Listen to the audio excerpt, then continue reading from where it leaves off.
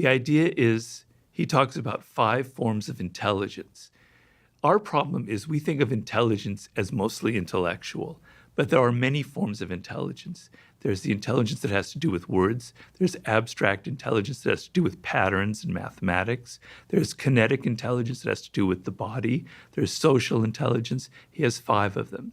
And the idea is your brain naturally veers towards one of them. It can veer towards 2 of them, that happens, but generally one of them kind of dominates, right?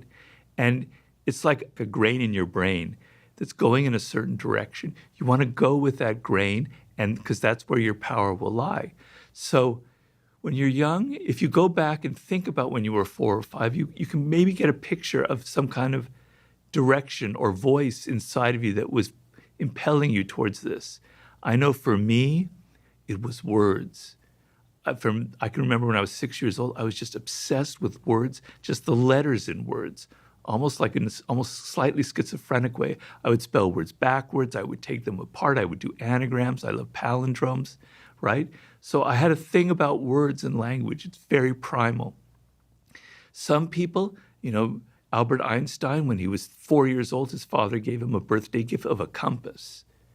And he was just mesmerized by this compass. The idea that there are invisible forces out there in the cosmos moving this needle. And he's obsessed with the idea of invisible forces. Steve Jobs, when he was like 7 or 8 or maybe younger in Burlingame, California, his father, they passed by a store with technological devices in the window, and he was just hypnotized by the design of those devices and the glass tubes and everything. So he wanted to go in that direction.